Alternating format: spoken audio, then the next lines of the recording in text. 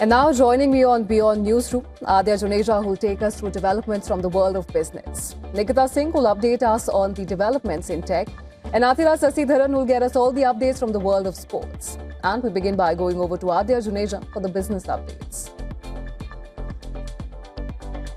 Well, thank you so much, Diksha. Global markets take a breather as geopolitics cool. Tech talks rotate and currencies wobble. Now, first up, oil and gold retreated sharply after US President Donald Trump eased fears of imminent military action against Iran. Brent crude slid over 3% to around $64 a barrel, while gold eased from record highs near $4,600 an ounce as safe haven demand cooled. Equities told a mixed story. A tech-led sell-off extended into Asia after losses on Wall Street, with investors rotating out of high-flying AI and chip stocks. Japan's Nikkei slipped while broader indices held firm, a sign of selective risk-taking rather than panic. Currency steadied after sharp move. The yen rebounded from multi-month lows on renewed warnings of intervention from Japanese authorities, while bond yields eased as election-driven volatility settled. But even as tech stocks cooled, one chip giant delivered a reminder of why AI remains the market's long-term obsession. Taiwan Semiconductor Manufacturing Company, or TSMC, posted a blockbuster quarter, with fourth quarter profits surging 35% to a record, smashing market expectations. TSMC, a key supplier to Nvidia and Apple, is looking at up to 40% revenue growth in the current quarter and signaled a sharp increase in capital spending next year. The broader tech moves, however, highlight a widening gap between market rotation and underlying fundamentals in the AI supply chain. Speaking of widening gap now, the Trump versus Powell saga continues to add new chapters. In the latest, Trump says he has no immediate plans to fire Federal Reserve Chair, but stopped well short of offering reassurance. The comments follow a Justice Department probe into the Fed's renovation project, a move Powell has described as political pressure. Trump confirmed he plans to name Powell's successor within weeks, raising potential candidates while keeping the current chair in what he called a holding pattern. The probe has raised fresh questions over the Fed's independence at a time when rate policy remains finely balanced. And finally, Venezuela's covert oil shipping network is surfacing after years in the shadows. Tankers that once masked their identities to evade US sanctions are now switching on transponders, revealing millions of barrels of crude waiting to reach global markets. Now, the shift follows Washington's move to assert control over Venezuelan oil exports, with trading giants helping market up to 50 million barrels. Freight rates from the Caribbean to the US Gulf has surged to near two-year highs as supply routes reset. The end of the dark fleet era could reshape oil flows and mark a turning point for Venezuela's battered energy sector. And that's a wrap from the world of business. Now, for all the tech updates, it's over to you, Nikita. Well, thanks so much, Adya. First up, Bandcamp, an online music platform, has announced it will become the first major music platform to outright ban AI-generated music and audio, saying that tracks created wholly or substantially by generative AI are not permitted on its service and will be removed. The policy also forbids using AI tools to impersonate other artists or musical styles, and Bandcamp is encouraging its community to report content they suspect relies heavily on AI. Now, in addition to banning AI-made songs, Bandcamp's updated acceptable use and moderation policy explicitly prevents scraping audio from the site or using uploaded music to train AI models, reinforcing its mission to support human artists and protect artistic integrity.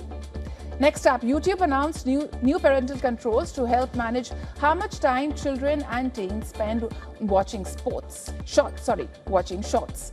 Parents can now set timers for shorts, block access temporarily or permanently, and encourage breaks with bedtime or take a break reminders. Now, the features also apply to adult users who want to limit their own watching time. In the coming weeks, YouTube will make it easier to switch between parent and child accounts without affecting recommendations. Now, the new controls build on existing supervision tools for teens, similar to features on TikTok, Instagram, Snapchat, and Facebook. And lastly, British Prime Minister Keir Starmer has said that X is acting to fully comply with UK law after regulator Ofcom launched a probe into sexualized images created by the Grok AI chatbot. Now, Starmer told Parliament the government had been informed that X was taking steps to address the issue and said further action would be taken if needed. Shortly after the UK government's remarks, Elon Musk said Grok would always follow the laws of the countries where it operates. Musk said that the chatbot would refuse to create any images that are illegal under local laws. Well, that's it from the world of tech. Now, my colleague Athra would be taking you through some sports updates across the globe. Over to you, Athra. Thank you so much, Nikita. Here are the top sports stories we're tracking for you at this hour. We'll begin with cricket first. The crisis in Bangladesh cricket continues. The Bangladesh Cricket Board has issued a show-cause notice to its director, M. Nazmul Islam, over his objectionable comments about the country's cricketers. But the players remain firm on their boycott of all forms of cricket. In fact, it has begun. A Bangladesh Premier League match in Dhaka, scheduled to begin at 1 p.m. local time, has not yet started. The whole controversy started when the board's finance committee chairman, Islam, said that he believes national cricketers should be asked to return crores and crores of taka. Staying with cricket, England's T20 World Cup preparations have been hid. The Indian government has not yet issued visas to Adil Rashid and Rehan Ahmed.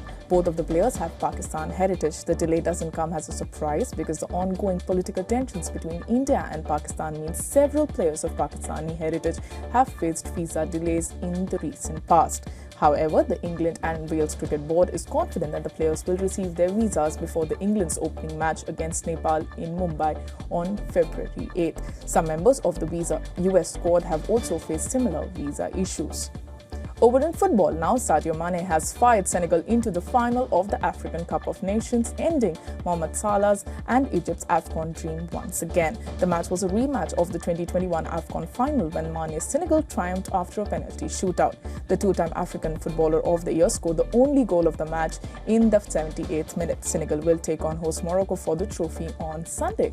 Morocco edged past Nigeria 4-2 on penalties to book their place in the final. The hosts have reached their first AFCON final since 2004. They will now bid to lift the trophy for the first time since 1976. Lastly, the draw for the first Grand Slam of the year, the Australian Open, is out. 24-time Grand Slam champion Novak Djokovic and Yannick Sinner are in the same half of the draw. The record 10-time winner Djokovic and 2-time defending champion Sinner could meet in the semi-finals. The world number 2 leads Djokovic 6-4 in their head-to-head series, which the Serbian once led 4-1. Meanwhile, Carlos Alcaraz has been drawn in the same as Alexander Zverev. The world number 1 is aiming to capture his 7th major crown and complete a career Grand Slam. Well, with that, we have come to the end of the sports segment. It's back to you, Diksha. Thank you so much, Athira, Nikita and Nadia for getting us all those updates. And with that, it's a wrap on this bulletin. For more news and updates, keep watching WION World this morning.